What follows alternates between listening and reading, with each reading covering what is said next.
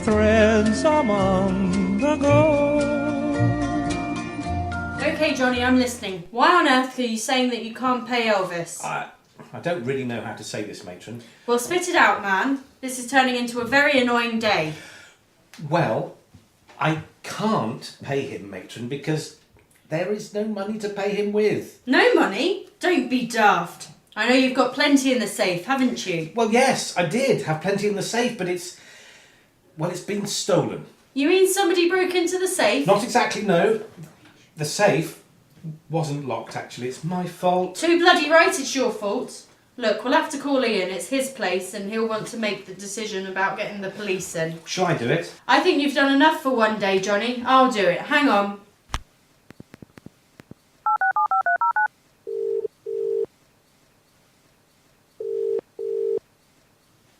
Hello? Ian, it's Jane.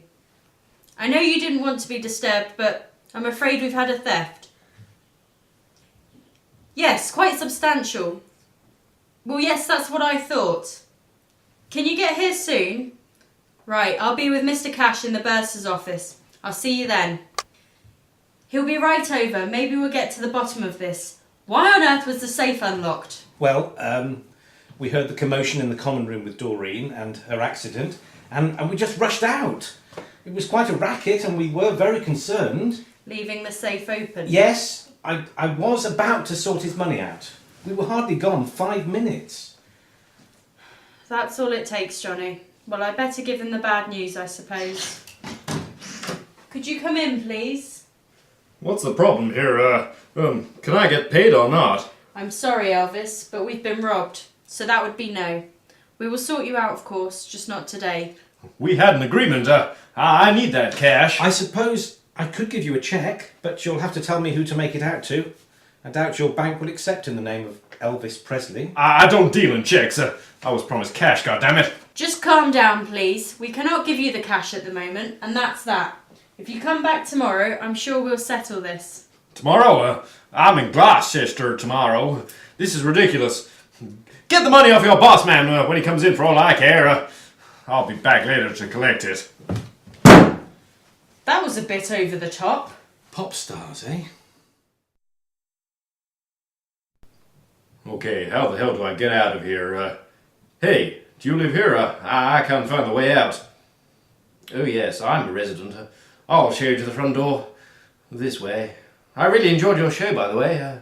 I hope you enjoyed doing it. I'd have enjoyed a damn sight more if the Sards had paid me. Surely you weren't expected to perform for nothing. You're not some kind of charity, are you? Too right I'm not. I told the proprietor my fee and he was happy with it. Now those two in the office are trying to fob me off with some story about the money being stolen. There's no way I'm going to let them get away with that one. Oh, that's absolutely incredible. How and when can that have happened? Well, it kind of happened long ago because they never said anything about it before I started the show. Good heavens, I wonder if... Yes, that could be it. You remember one of our ladies fell over and everyone ran to the spot? Of course I do. Me and Johnny ran out with the rest. Hey, I see what you mean. Anyone could have nipped in there sharpish and nicked the money. Yes, indeed, but let me make it perfectly clear, Mr. Presley, that I was not that anyone. I bid you good day. Oh, Jack, I've been looking for you. Could we pop into the lounge and have a chat in private? Well, if you insist, Edith. Is it really that important? Well, it's important to me, Jack. And to you too, I think. All right, there doesn't seem to be anyone about. Let's go over in our own little corner. There, I feel more relaxed now. Look, Jack, I'm sorry about what happened before lunch. I really didn't mean it. I was speaking in the heat of the moment. You know how it is. Well, I'm beginning to get the idea. Personally, I'm rather less inclined to let my feelings run away with me. Yes, and I respect you for that. I want to forgive and forget. And to prove it, I'd like you to take this. What is it? Look inside the envelope. What? That must be £100. Edith, how could you do such a stupid thing? Stupid? I offered to settle your betting losses and you call it stupid? What kind of man are you? A more intelligent one than you seem to think. Am I supposed to believe it's a coincidence that just after money has gone missing from the office, you come across £100? Money money missing? What are you talking Oh, about? don't waste your time playing the innocent. That Elvis chap just told me they couldn't pay him because the money's been stolen this afternoon. Money stolen? Hold on a minute. You really take me for a fool, don't you? Talk about coincidences. What sort of coincidence is it that just after money has gone missing, you refuse my £100? You don't need it now, do you? And now, you despicable bastard, you're trying to put the blame on me? Sorry to butt in, but I heard shouting and I thought there might be something wrong. There's something wrong, all right. I don't really think that... I suggest the three of us sit down and have a nice quiet chat.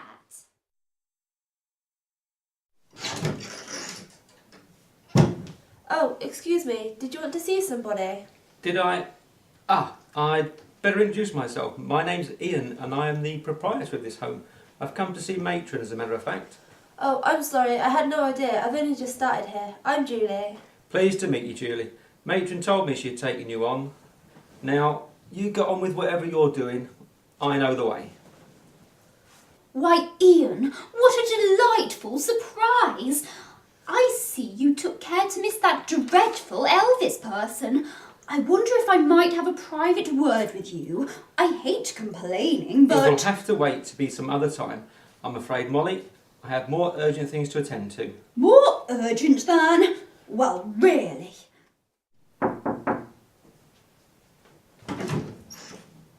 Jane, I hope this isn't important, as you said on the phone. It really is inconvenient having to come in at this moment. Ian, you know perfectly well I wouldn't bother you unless it was really necessary.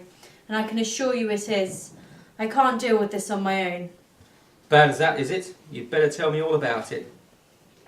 That's exactly what I intend to do. I suggest you sit down. All right, I'm listening. Well, it all started when Doreen fell over the coffee table during the Elvis concert. And then... Hey, Denis, Tracy, I've just met the proprietor. He's come to see Matron and he seemed to be in a bit of a hurry. That's odd. I thought he was at a meeting this afternoon. There must be something wrong. Perhaps it was all that business about Doreen falling over. No, Matron could handle that. It must be something more serious. Yeah, if Ian has to be called in at short notice, it must have been a sackable offence by someone. What sort of thing? Well, a dirty plate, perhaps. Eh? Stop it, Denis. It's not fair to wind her up like that. No, seriously, Julie, it could be something valuable missing from a resident's room. That's happened before now. Though sometimes it turned out that the owner had lent it to another resident and, well... Whatever it is, I hope we soon find out. I don't like clouds hanging over the place and, you know, I've got washing to do. And that's about the thick of it. Johnny's very upset, of course. I find it absolutely incredible that a man of all his experience and professionalism could do such a stupid thing. It's like a chauffeur leaving the car keys in his boss's Rolls Royce. I agree. It's totally out of character. The thing is, how do you want to tackle it? To begin with, the three of us need to talk it through, consider all the possibilities, so let's go and see Johnny. Ian, you just mentioned possibilities. There's one you and I need to discuss before we see Johnny. Good God, surely you don't mean... We can't rule it out, Ian. I said it's out of character, but we don't know what's going on in his life. In his position, he could have done it more easily than anybody else. I'm sure the police would look at it that way. Jane, it never struck me that you had such a nasty, suspicious mind. Perhaps it's that song Elvis sang this afternoon, but it's more likely to be the years I've spent working within the medical profession. Let's find Johnny, and bear in mind what I've just said. Ian, I'm so sorry. I've never done such a stupid thing. I don't have a proper excuse and I've been racking my brains waiting for you. It's not the happiest moment of my life either. Don't bother explaining what happened. Matron's done all that. My first concern is to keep it to ourselves, for a number of reasons. I take it you've told no one else. I wish I could say yes to that, but we couldn't see any alternative to telling Elvis. I realise we're taking a chance. You can say that again, and judging by his mood when he left, I'd be very surprised if he's kept quiet. Damn, that means we need to try and sort this thing out as fast as possible. I get the impression several people had the opportunity to nip in during the confusion. Do you know of anyone with money problems? Well, this feels really awful, like breaking confidentiality, but Molly keeps asking for more money than she has in her account. She made a big fuss about it before lunch. Molly? That's funny. She seemed very anxious to talk to me when I arrived. Audrey, look, I'm awfully sorry, but can it wait? No, Matron, it can't. I know exactly why you three are here, and I have some information for you. Helpful information. I think it would be a good idea if I came in and we closed the door. When your hair is silver white and your cheeks no longer bright, with the roses of the May,